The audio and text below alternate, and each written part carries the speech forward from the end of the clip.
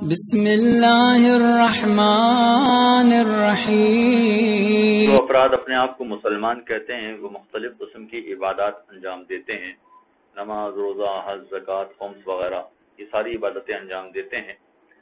اور عبادتوں کی جو اقسام ہے اس میں مسلمانوں کے دو بڑے گروہ ہیں۔ ایک گروہ ایسا ہے کہ جن کے یہاں عبادتوں کا طریقہ کار ان کے اپنے طریقے کے مطابق ہے، لیکن جو اہل بیت کے چاہنے والے ہیں ان کے ہاں عبادتوں میں کچھ اضافہ ہے، کچھ چیزیں ایسی ہیں کہ جو اضافی ہیں۔ مثلا فرض کیجئے کہ اگر کوئی اہل بیت کا چاہنے والا ہے تو اہل بیت نے یہ مطالبہ کیا ہے کہ خمس کی رقم نکالی جائے، خمس ان کے نام پر نکالا جائے، اور جو نکالا جائے گا اس کا آدھا حصہ ان کی اولاد میں دیا جائے، ان کی اولاد میں تقسیم کیا جائے۔ تو اگر اہل بیت سے محبت ہے تو وہ ضرور خمس نکالے گا اور اس کا آدھا حصہ کم سے کم ان کی اولاد میں تقسیم کرے گا، البتہ اپنے اپنے مجتہد کے فتاویٰ کے مطابق۔ آیت اللہ سیستانی کے ہاں اجازت ہے کہ آپ آدھا حصہ خمس کا سہم سادات کو اپنی ہاتھ سے اپنی مرضی سے دے سکتے ہیں، بشرطے کہ ان میں شرائط پوری ہوں۔ اب یہ بات میں اس لیے بھی گزارش کر رہا ہوں کہ بہت سارے افراد ایسے ہیں کہ اس عبادت پر توجہ نہ ہونے کے بعد پھر وہ مجالس برپا کرتے ہیں۔ بہت اچھی بات ہے مجالس برپا کرنا، بہت، اسے کون انکار کر سکتا ہے۔ مجالس برپا کرنا، جلوس نکالنا، ماتم اور مجلس کی محفلیں برپا کرنا اور تعزیے بنانا اور علم پنجے بنانا، یہ ساری چیزیں بہت اچھی ہیں، کوئی حرج نہیں، کوئی قباحت نہیں ہمارے ان ساری چیزوں کا۔ نہ صرف اجازت ہے بلکہ اس کو اچھا سمجھا گیا، اس لیے کہ یہ اہل بیت سے محبت کا ایک طریقہ ہے، اظہار ہے کہ ہم اہل بیت سے محبت کرتے ہیں۔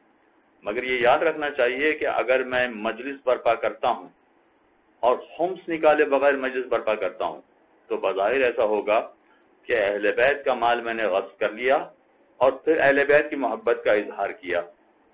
بظاہر یہ کام کوئی پسند نہیں کرے گا، کوئی شخص اس کو پسند نہیں کرے گا۔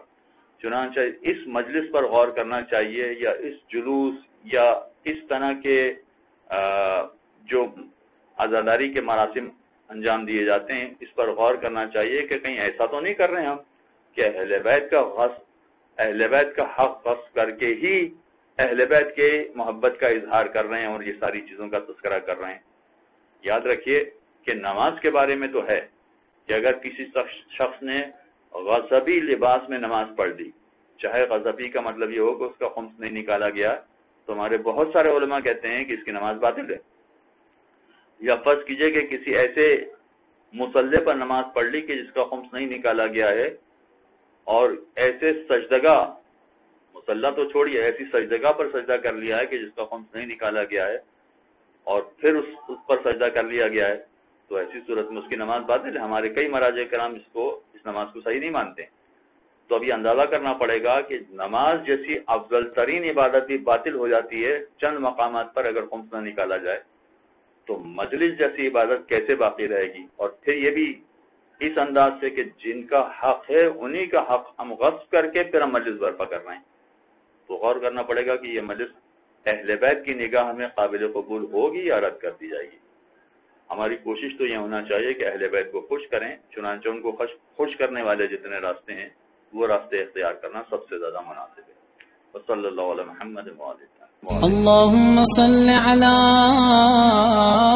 محمد وآل محمد۔